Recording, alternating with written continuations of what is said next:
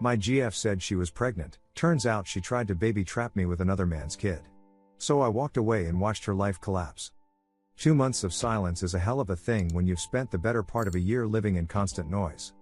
I'm talking about the good kind of silence. The kind where you wake up, pour coffee, and don't immediately check your phone to see if someone's accusing you of crap you didn't do. The kind where you can hit the gym without wondering if you're being followed. The kind where a 3-day work trip to Tokyo doesn't require a full itinerary sent in advance with photographic proof of your hotel room being a single. Yeah. That kind of silence. I'm Donovan. 32. Commercial airline pilot, senior captain as of 6 weeks ago. Good salary, better benefits, and for the first time in months, I was actually sleeping through the night. Alira was gone. Finally. Don't get me wrong, it wasn't always toxic. First few months were decent. But somewhere around month 4, the switch flipped. Suddenly I was a cheater. Not because I did anything, just because I existed in a profession where I was around people. Flight attendants. Gate agents. Hotel staff. Didn't matter that I came home every time. Didn't matter that my phone was an open book. It was never enough. She'd check my messages while I showered. Show up unannounced at crew hotels during layovers, demanding to talk. Called me 17 times once because I didn't answer mid-flight. 17. I was flying a plane. The breaking point? She accused me of sleeping with a colleague based on a text that said see you tomorrow for the Amsterdam run. A work assignment. Literally on the schedule. I walked. Packed my stuff during her shift at the wellness center where she worked, left my key on the counter, and blocked her number. 2 months of peace followed.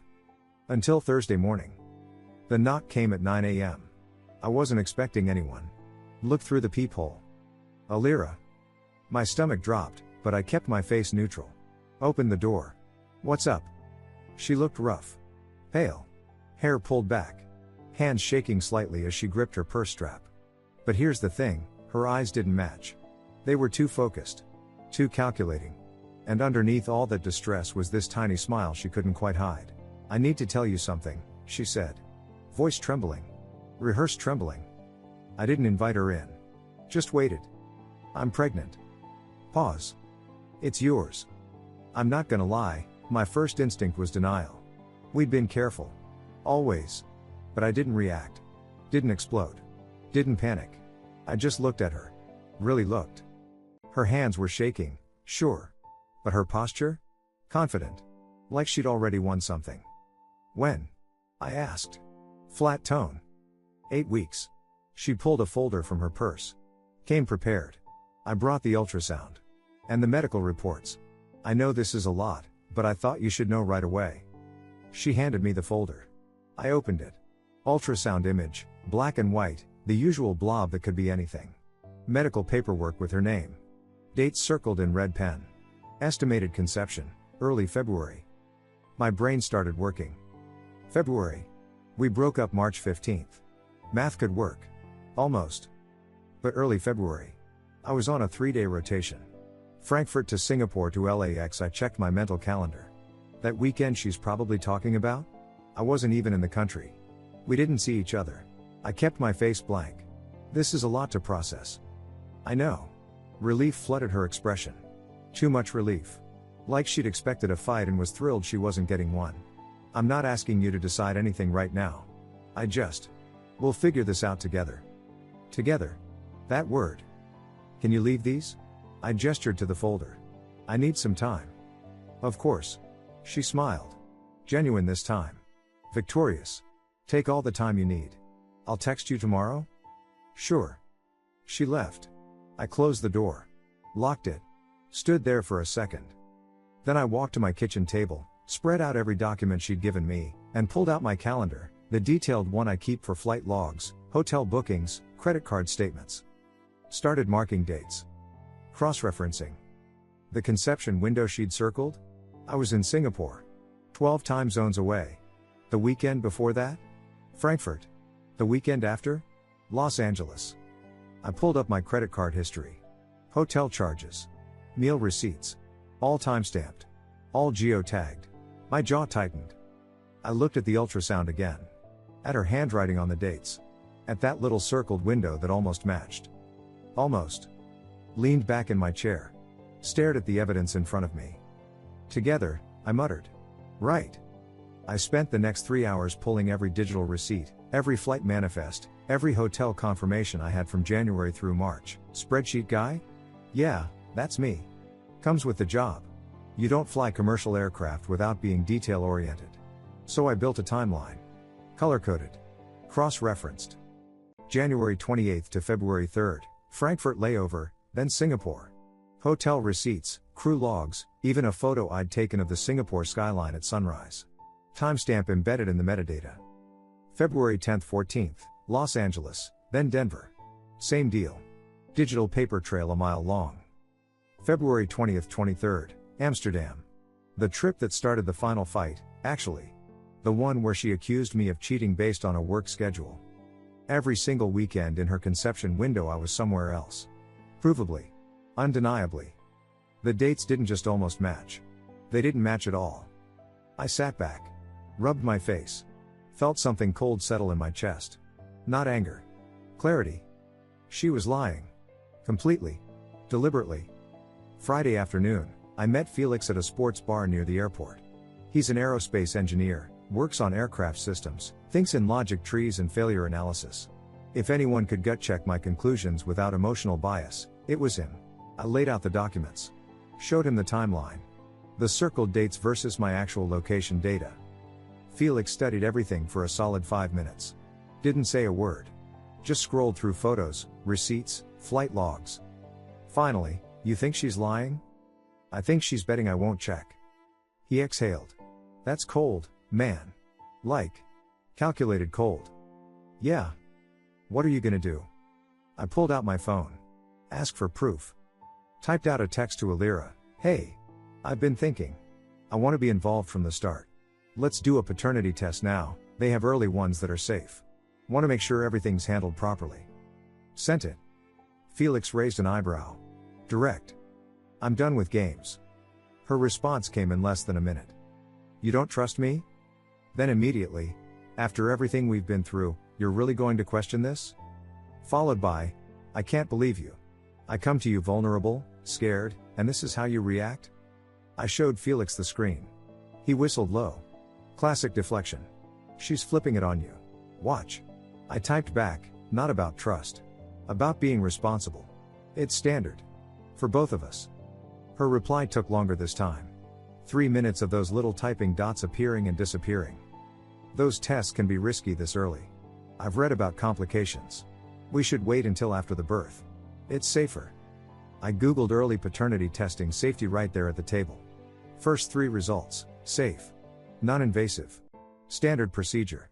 Basically zero risk to the pregnancy. Another inconsistency, I muttered. Felix leaned forward. Dude. She's panicking. Look at that delay before she answered. She's scrambling. I pushed harder, medical sites say they're safe. NIP tests are done all the time. Let's just get it done. For peace of mind. I'll think about it. Can we talk about this in person? Tomorrow?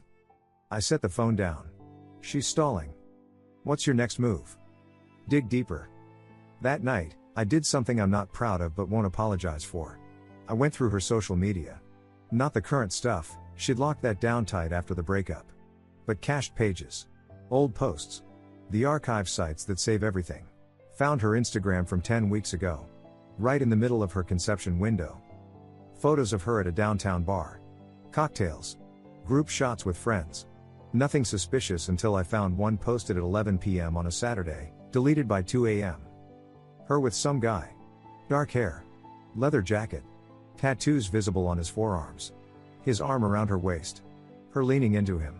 The smile on her face, genuine. Comfortable. Familiar. I screenshot it before the cached version could disappear. Caption had been, good vibes tonight with a heart emoji. Then deleted. Why delete it if it meant nothing? I reverse image searched his face. No hits.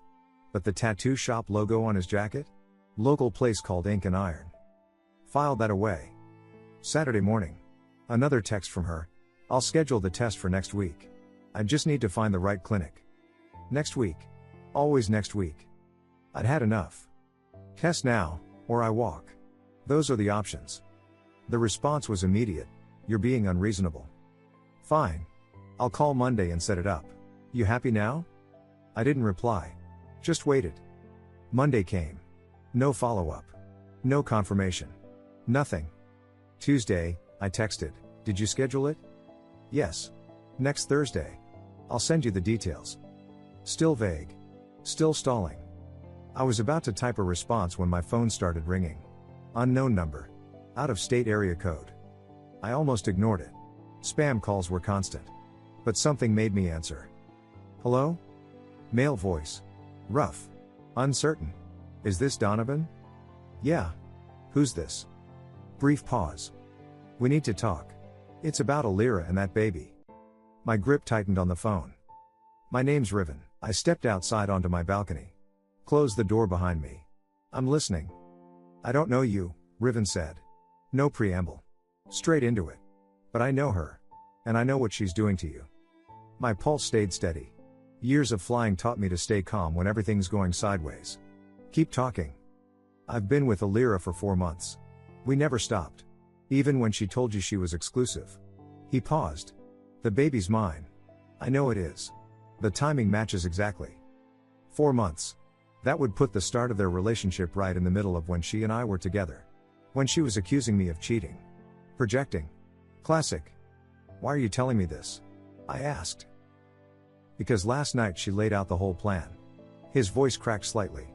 Guilt, maybe. Or disgust. Told me straight up, you're the stable one. The pilot with money and benefits. Said I'm just a tattoo artist, can't provide like you can.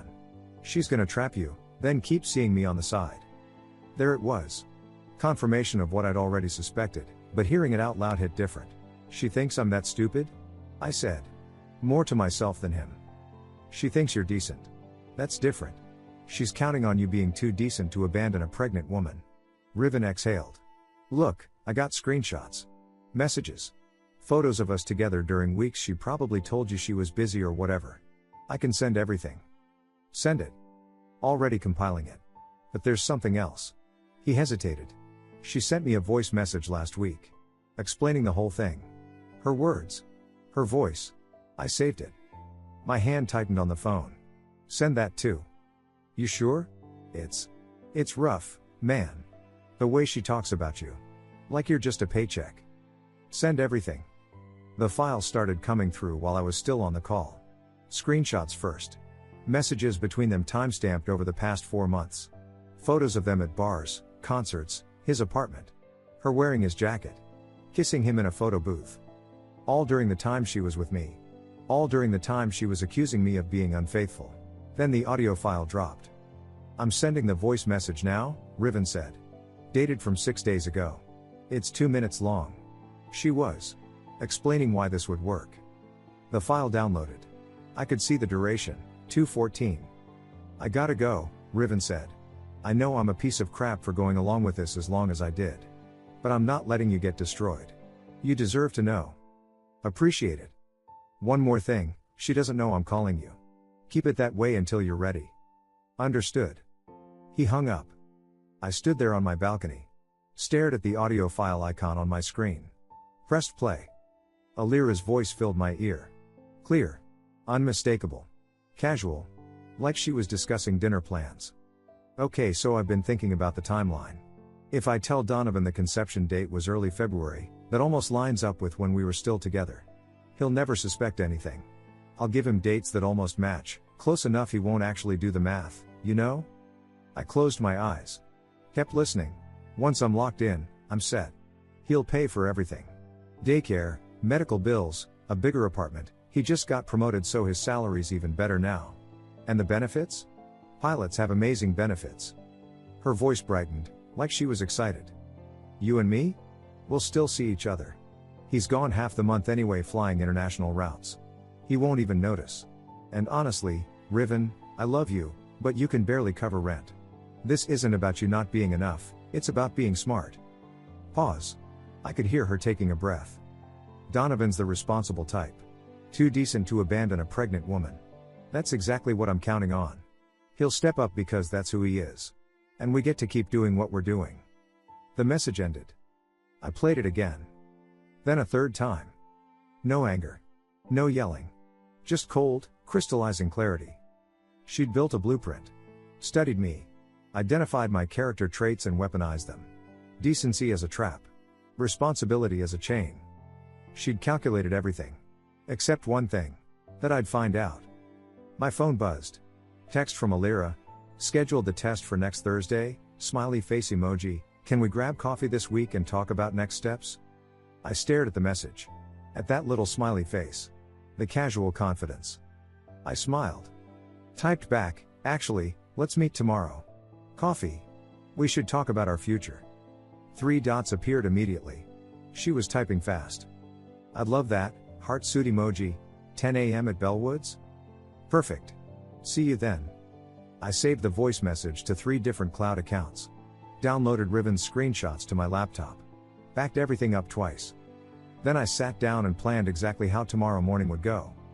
The next 24 hours were a masterclass in patience. Alira texted me that evening. Started off casual, I'm so glad we're doing this tomorrow, then escalated.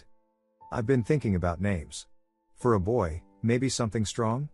For a girl, I was thinking something classic. I replied, let's talk about it tomorrow. 30 minutes later, I found this amazing crib online. Converts into a toddler bed. Investment piece. She sent a link. $1,200. Looks solid, I typed back. An hour after that, we're gonna need a bigger place. I found some apartments. 2-bedroom. $3,500 a month. I can send you the listings? There it was. Already planning the financial takeover. Already calculating my paycheck into her budget. Sure, send them. She did. 3 different complexes. All in upscale neighborhoods. All way above what she could afford on a yoga instructor's salary. Her next message, I'll probably need to cut back on work soon. First trimester's been rough, and once I'm showing, teaching classes will get harder. Translation, start covering my bills. We'll figure it out, I sent back. You're amazing, heart suit emoji, I knew we could make this work. I set the phone down. Jaw clenched. Wednesday morning, I called Felix. Need a second opinion on something. We met at a diner. I showed him the voice recording, played it at low volume. Showed him the screenshots. The timeline. Everything. He went quiet for a long time. Then, this is nuclear, Donovan. Like. Relationship ending, reputation destroying nuclear. You sure you want to do it publicly? She wanted an audience for my destruction, I said. She'll get one for hers. What if she denies it? Says the audio's fake? It's got metadata. Timestamp. Original file from Riven's phone. Unedited. I'd already checked. Plus he's willing to confirm it if needed.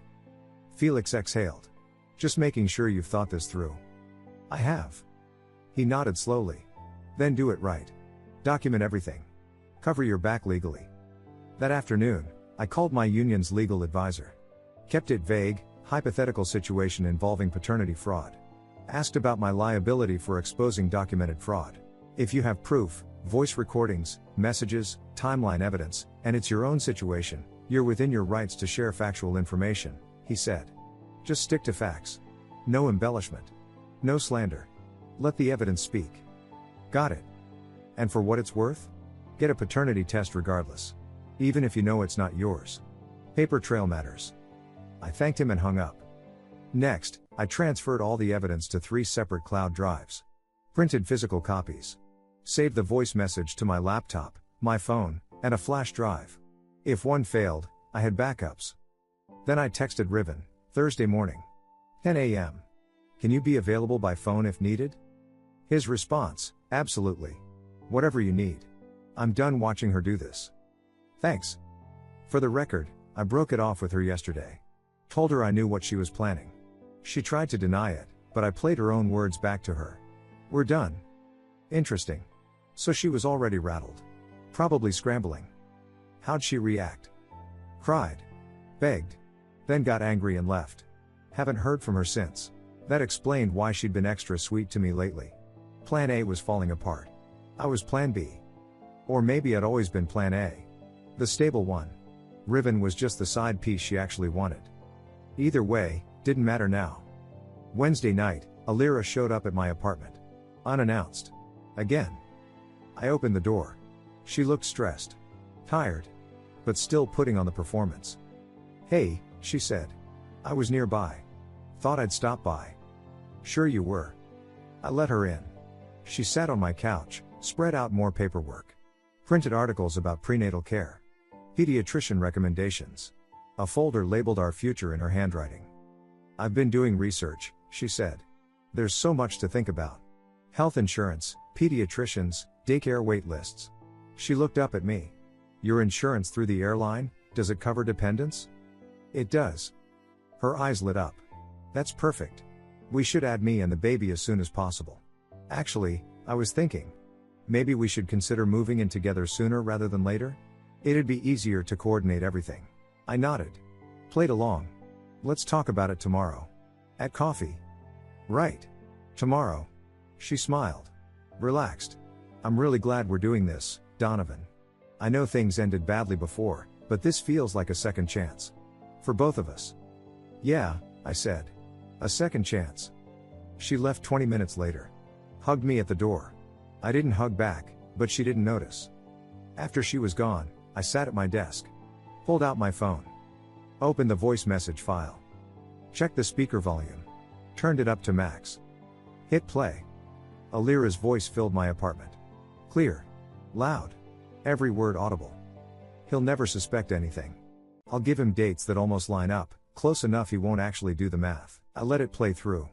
All 2 minutes and 14 seconds. Perfect. I turned it off. Set the phone on my desk. Stared at it for a moment. Tomorrow morning. Bellwoods Cafe. 10 a.m. A public place. Busy. Good acoustics. I smiled. Perfect. Thursday morning. 9:45 a.m. I arrived at Bellwoods 15 minutes early. Grabbed a corner table near the window. Good sightlines. Decent foot traffic. A mix of professionals on laptops, students with textbooks, a few retirees reading newspapers. Perfect audience. I ordered black coffee. Didn't touch it. Just sat there, phone in my pocket, watching the door. 9:58 a.m. She walked in. Alira had dressed up. Hair styled, makeup done, wearing a dress I recognized from when we first started dating. The one she said was her special occasion outfit. She spotted me, smiled, that victorious smile she couldn't quite hide, and walked over. Hey, she said, sliding into the seat across from me. Hey. She set her purse down, ordered a tea when the server came by. Then settled in, folding her hands on the table. I'm so glad we're doing this. Yeah. I was thinking, after we talked today, maybe this weekend we could start looking at apartments together?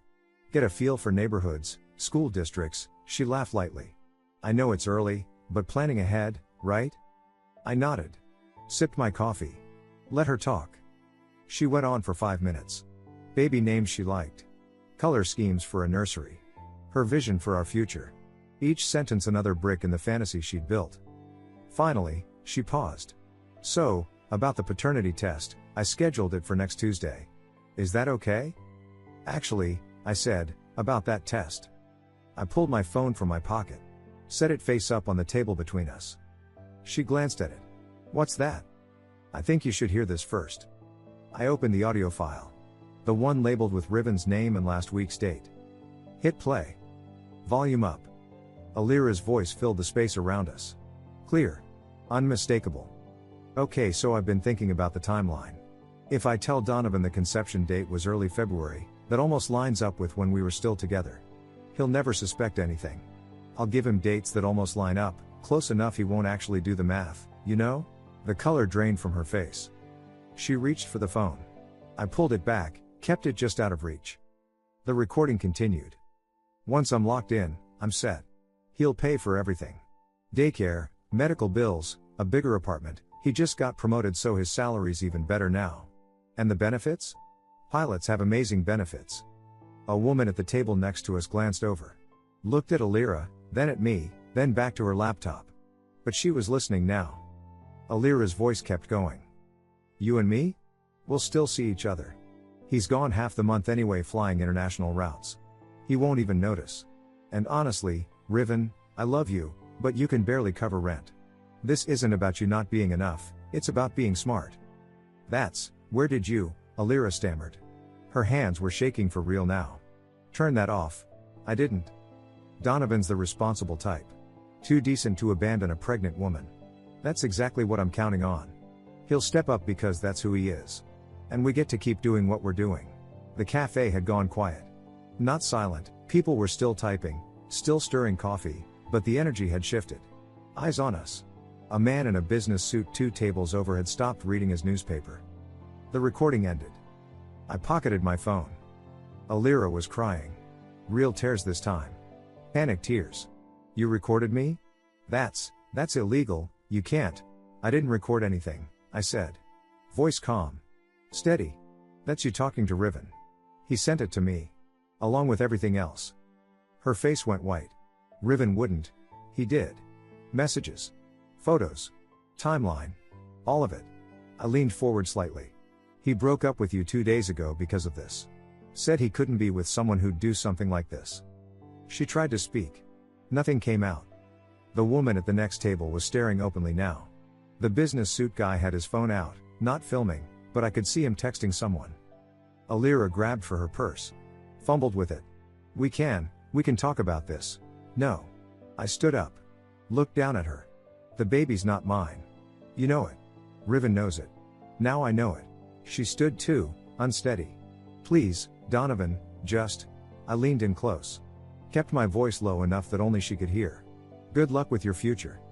Then I straightened. Pulled out a 20, dropped it on the table for my coffee. Walked toward the door. Behind me, her voice cracked. Donovan, wait, please. I didn't turn around. Pushed through the cafe door. The cool morning air hit my face. Kept walking, got to my car.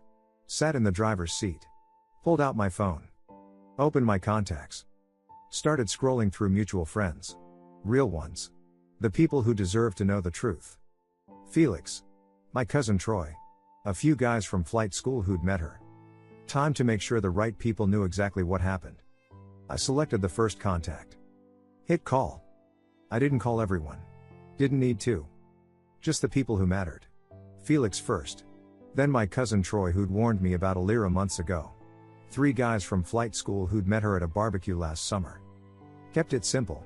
Hey, wanted you to hear this from me directly. Sent the voice recording. No commentary. Just facts.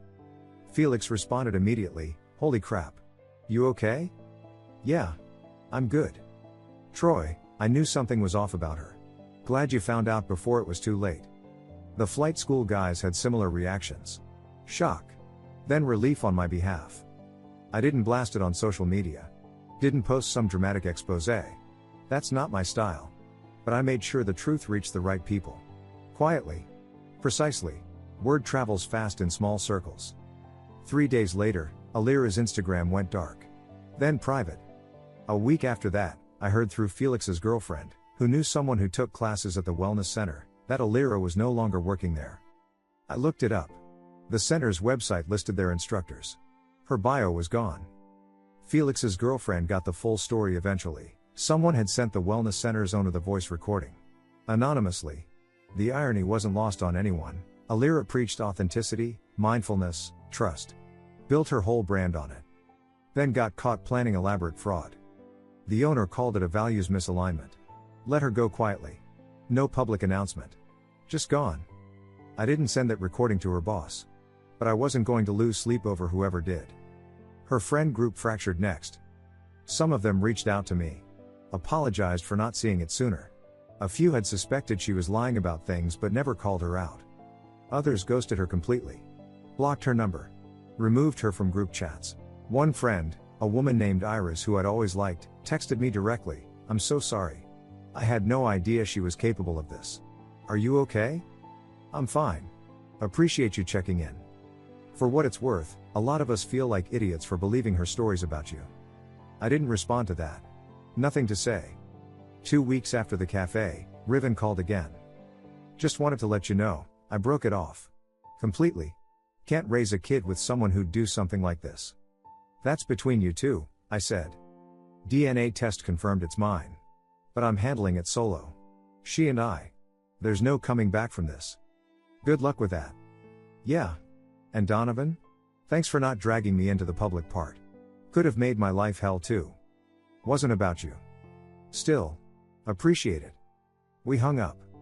A month later, Alira's attorney sent a letter to my address. Vague legal language. Implied threats about defamation. My attorney, union provided, sharp as hell, sent back a package. Voice recording with metadata. Riven's written statement. Timeline analysis showing I was provably out of the country during conception. Screenshots of her messages.